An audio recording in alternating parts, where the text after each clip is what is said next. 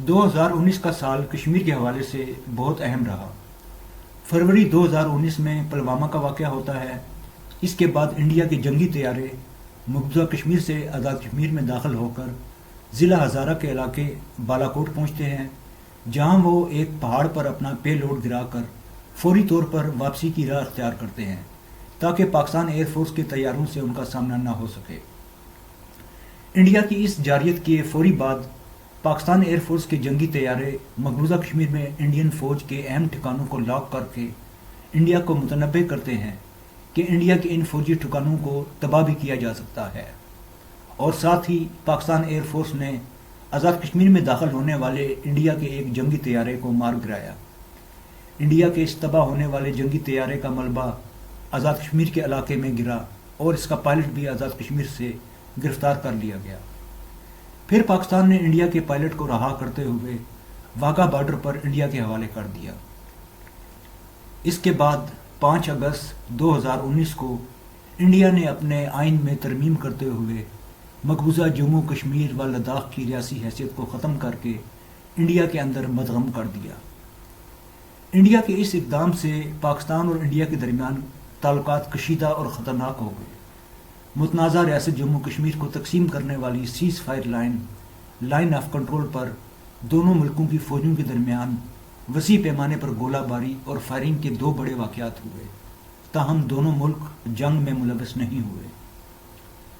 اب کچھ ہی عرصہ قبل پاکستان اور انڈیا کی طرف سے کشمیر کی line of control per cease fire کرنے کے سمجھوتے سے اتفاق کا اعلان کیا گیا، جو اب تک جاری ہے۔ اسی دوران یہ بات بھی سامنے آئی کہ پاکستان اور ہندوستان کے درمیان گزشتہ 2 سال سے ٹریک 2 کے تحت خفیہ بات چیت رابطے جاری ہیں۔ تاہم حالات و واقعات سے معلوم ہوتا ہے کہ دونوں ملکوں کے درمیان کنٹرول لائن پر سیز فائر کے اعلان کے بعد سے ٹریک 2 کے مذاکرات انڈیا کے رویے کی وجہ سے ختم ہو چکے ہیں۔ تاہم ہمارا آج کا اصل موضوع سری نگر مظفرآباد بس سروس ہے، جو 2005 میں شروع کی گئی اور 2019 میں پلوامہ واقعے کے بعد انڈیا نے ختم کر دی۔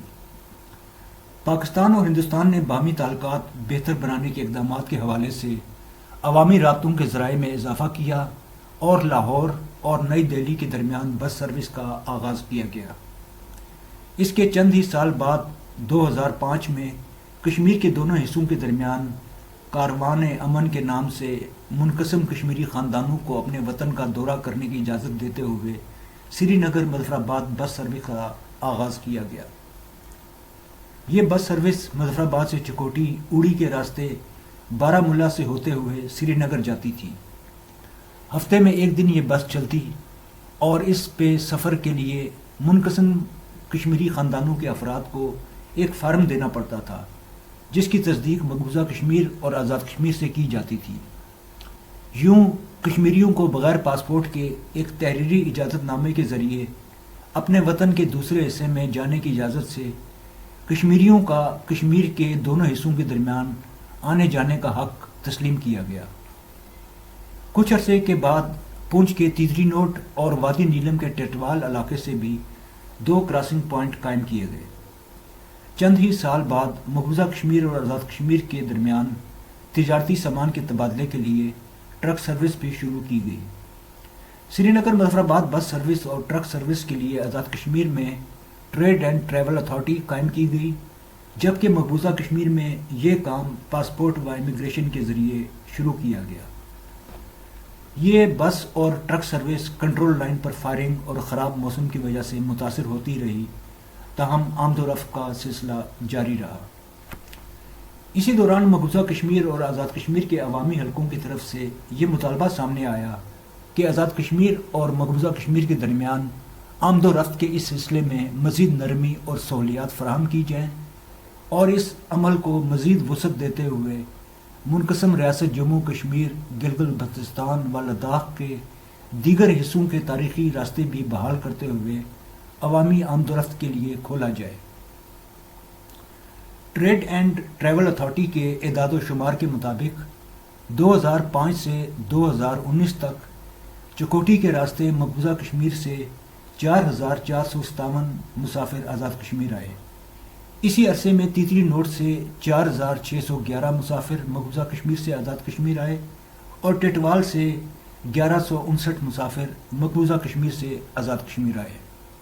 یوں 2005 سے 2019 تک مقبوضہ کشمیر سے کل 12,227 منقسم کشمیری خاندانوں کے افراد آزاد کشمیر آئے۔ اسی طرح 2005 سے 2019 تک چکوٹھی کے راستے 7,268 منقسم کشمیری خاندانوں کے افراد مقبوضہ کشمیر گئے۔ تیتری نوٹ سے 5,224 اور ٹٹوال سے 851 افراد مقبوضہ کشمیر گئے۔ یوں اس عرصے میں آزاد کشمیر سے مقبوضہ کشمیر جانے والے منقسم کشمیری خاندانوں کے افراد کی کل تعداد 13,343 رہی۔ ایک موقع پر مقبوضہ کشمیر سے حریت کانفرنس کے رہنماؤں کا ایک وفد بھی چکوٹھی کے راستے پاکستان اور آزاد کشمیر کے دورے پہ آیا۔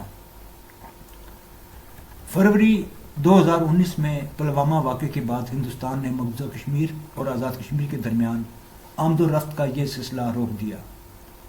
ہندوستان کی طرف سے 5 اگست 2019 کو مقبوضہ جموں کشمیر لداخ کی خصوصی ریاستی حیثیت کے خاتمے اور اس سے ہندوستان میں مدغم کرنے کے اقدام کے ساتھ ہی ہندوستان نے مزید 2 لاکھ فوج مقبوضہ کشمیر بھیجتے ہوئے کشمیریوں کے خلاف جرم، جبر، تشدد اور ظلم کا ایک نیا سلسلہ شروع کر دیا جو اب تک جاری ہے۔ مقبوضہ کشمیر میں اس وقت تقریباً 10 لاکھ ہندوستانی فوج حالت جنگ کی طرح موجود ہے۔ گرفتاریوں، قید، تشدد اور مسلسل فوجی کارروائیوں کی وجہ سے مقبوضہ کشمیر کی صورتحال بہت خراب ہے۔ ہندوستان کی ان کارروائیوں سے صاف ظاہر ہوتا ہے کہ ہندوستان کشمیر کا مسئلہ اپنی فوجی طاقت کے ظالمانہ استعمال کے ذریعے بندوق کی نوک پر کرنے کی پالیسی اپنائے ہوئے ہے۔